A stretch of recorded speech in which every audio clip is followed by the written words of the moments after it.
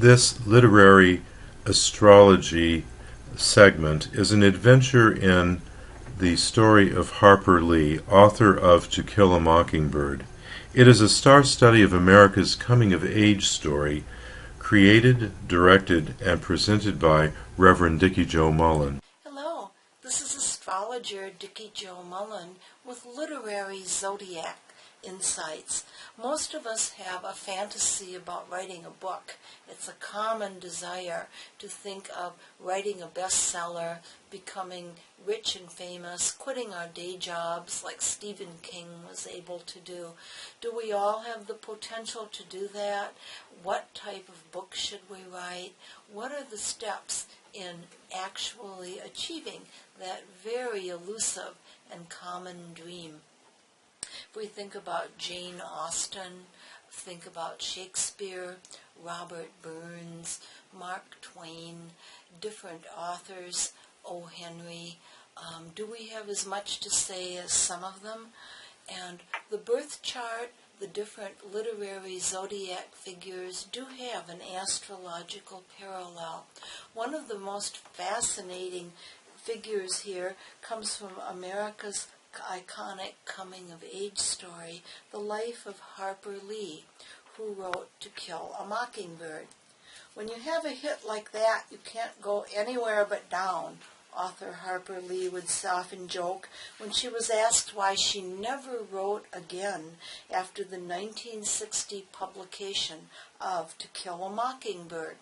One commentator compared this hiatus to what would have happened if Mark Twain had written only Huckleberry Finn, or if Shakespeare had stopped after penning Macbeth.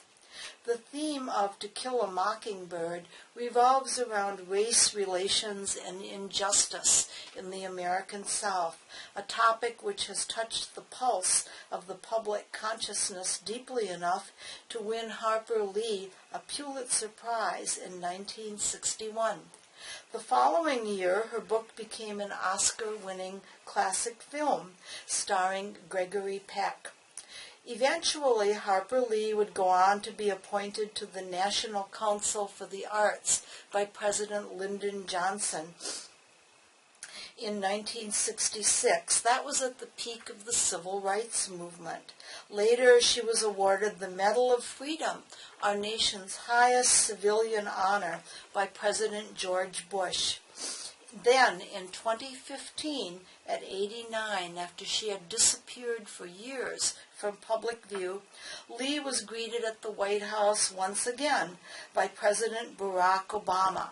This was after, at long last, when everyone had given up on her, she did release her second novel, Go Set a Watchman. This is believed by critics to have been either a prequel or first draft, though, which she resurrected from the drawer which held her beloved, iconic first book. Nellie Harper Lee was born April 28, 1926, at 5:25 p.m. in Monroeville, Alabama. Her ascendant or rising sign is 25 degrees of Libra, and it's within an orb of conjunction with Spica, the most fortunate fixed star in all the heavens. She did lead a charmed life in many ways. Her net worth at the time of her death, in the early morning hours of February 19, 2016, in Monroeville, Alabama, is estimated to be about $35 million from just one book. So authors-to-be, doesn't that appeal to your greatest fantasies? The Libra ascendant, the sign of the scales, is often prominent in the horoscopes of those who champion causes of justice. Her sun at 7 degrees of Taurus and her natal Chiron at 28 Aries form an out-of-sign conjunction in her 7th house, which also relates to the law. This further emphasizes exploring her balance of interactions, fair and unfair, between people. She first studied law and then abandoned the idea of following in her father's footsteps for her real love, which was journalism. Harper Lee, as she preferred to be called throughout her life, was born at a full moon, with her moon and Saturn conjunct in the sign of Scorpio in her first house. This shows a serious, intense personality and a tendency to cherish her privacy throughout her life. The full moon personality is always very responsive to the environment and tends to drive projects forward to conclusion. As a young college student at Huntington College, the University of Alabama, and later in Oxford, England, Harper shunned the parties and fashions, preferring to wear very plain clothing and just dedicate her efforts to study. I guess we'd call her a nerd today. Harper's Scorpio moon is in mutual reception. That means it's in the same ruling sign as her Pluto in Cancer in her 9th house. Pluto also conjoins the North Moon node, which is a strong point in the horoscope. This astrological pattern shows an affinity for the travel industry as well as excelling in academics. Worked as a time during the 1950s as a reservation agent for Eastern Airlines. Eventually, she quit that job, though, to have faith in the life of an impoverished writer. In New York City, she lived in a cold-water flat, cast-off furniture, and she attracted the help of friends who felt sorry for her and bought her food and supported her for a year while she wrote. She also collaborated with another prominent Southern writer and childhood friend, Truman Capote. Harper Lee's Mars-Jupiter conjunction in Aquarius points to her eclectic conjunctions and connections with friends and the key support of her helpful associates. Her Mars-Jupiter aspect has been called the President's aspect and tends to bring a memorable personality which impacts others. President Kennedy had that aspect too in a different sign. Her Aquarius planets square her Saturn at birth. This reveals great ambition and energy. Her Mars and Jupiter are in her 4th house, accenting ties to her childhood home and parents. Throughout her life, she divided her time between New York City, where she could live her private and anonymous lifestyle, and hometown Monroeville, Alabama, where everyone knows everything about everyone. The strong 4th house connection and prominent moon describe how she drew her inspiration for writing her book from her childhood. Harper Lee was the youngest of 4 children of a prominent local lawyer, Amasa Coleman Lee, and homemaker Frances Cunningham Finch. The names and initials of her beloved parents are reflected in her main character, attorney Atticus Finch, with a hint that To Kill a Mockingbird and her recent second novel, Go Set a Watchman, are both actually autobiographical. They say that we should write about ourselves, and a first book is always about the author. Is that always true? I'm not sure, but it does seem to have been for Harper Lee.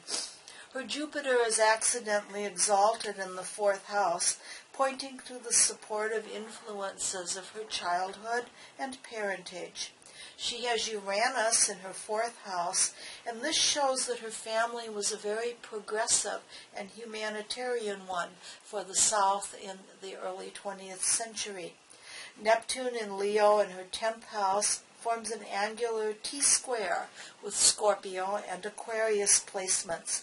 This powerful Neptune is a key point. It propelled Harper Lee to an elusive yet flamboyant celebrity and prominence. Neptune traditionally is linked with minorities, and justice for minorities and the disadvantaged is the theme of both of Harper Lee's books. The empty leg of this strong fixed T-square is directed toward her natal 7th house, again emphasizing justice, social issues, and relationships. Neptune forms a wide orb, but mutually applying trine to her Mercury, the writer's planet, which is in Aries, and that shows originality, sensitivity, and intuition expressed in her writing. Her subject matter is argumentative, with much of the pioneer and revolutionary spirit which is typical of Mercury and the Sun in Aries. Harper Lee's income of second house, ruled by Pluto, shows the source of her accumulation from really being poverty-stricken to considerable wealth. The ninth house placement of natal Pluto forms a favorable grand trine in the water signs, with her Venus-Uranus conjunction in Pisces and the Moon-Saturn conjunction in Scorpio. Her Taurus Sun, which is in an applying sextile aspect to natal Pluto, further underscores her ability to acquire and guard financial assets. Her Venus-Uranus conjunction in the fifth house of romance also brings speculation about her love life. What were her romantic inclinations?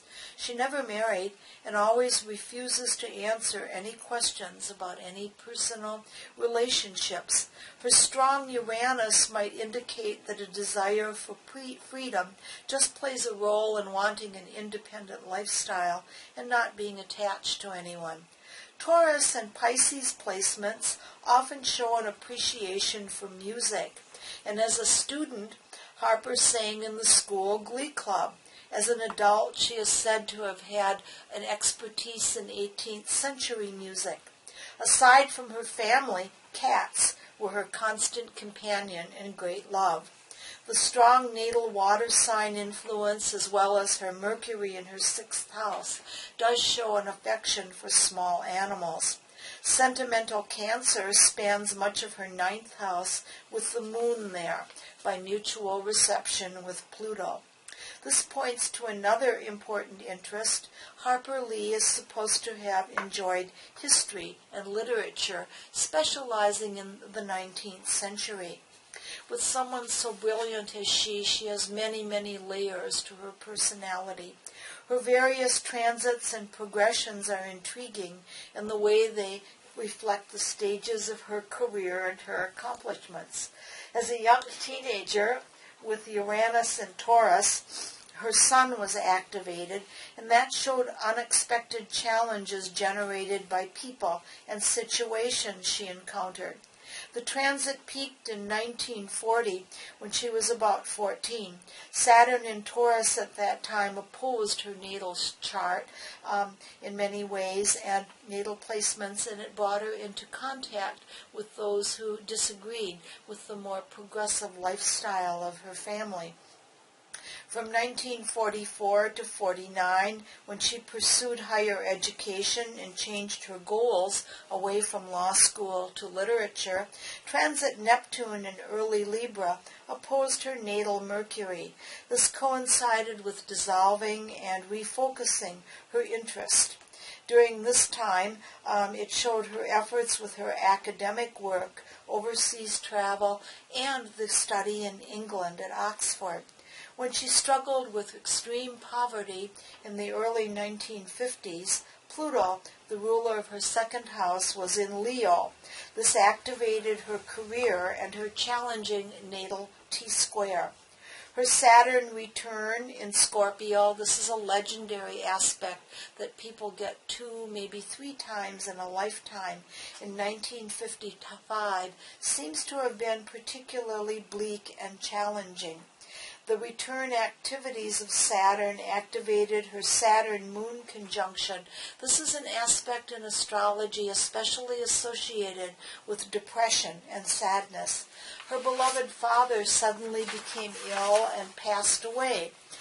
During this tragic event, there was a tremendous emotional impact on Harper.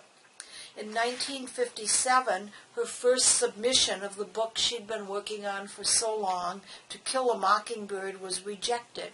The criticism that it read like a collection of short stories is said to have really upset her.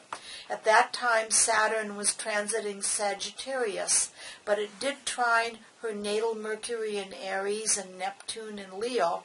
With so her determined Taurus-like self, Harper rewrote the manuscript. While this was happening, Jupiter was transiting Scorpio and went over her natal Saturn. Now, often a tie between Jupiter and Saturn will show the start of a career.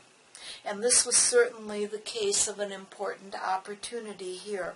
The rewrite was complete in 1960. At that time, Uranus was in Leo, again activating Harper's natal fire sign placements. Success was instantaneous at the end of the year. She won the Pulitzer Prize as Jupiter entered Aquarius, and transit Jupiter was trine the Libra ascendant and conjunct her natal Jupiter-Uranus ascendant. By 1962, her novel was translated into at least 10 languages, and the screenplay brought an Oscar her way. Development into a screenplay brought her the Oscar, and Neptune was transiting her natal planets in such a way that she began to shun publicity. During the 1960s, it was too much of a good thing for her. She had the money, she had the fame, been there, done that, and it was anticlimactic almost by 1966 when President Johnson did appoint her to the National Council for the Arts. Transit Uranus was in Virgo, opposed its natal place, and this was a break with established situations, jobs, and relationships. The appointment made her become more and more reclusive. She came into the public eye only occasionally to see the importance of her book acknowledged. On April 29, 2014, just a day before her 88th birthday, there was a solar eclipse conjunct her natal sun. At that time, transit Uranus in Aries was separating from a conjunction to her Mercury. This is a powerful aspect. You astrologers will know that this foreshadows changes in the status quo. It's possible that, fueled by current news of racial situations now, Harper Lee began to prepare her second manuscript for publication after everyone had given up. On July 14th of 2015, following weeks of speculation and worldwide attention, after all these years, focus was again on Harper Lee.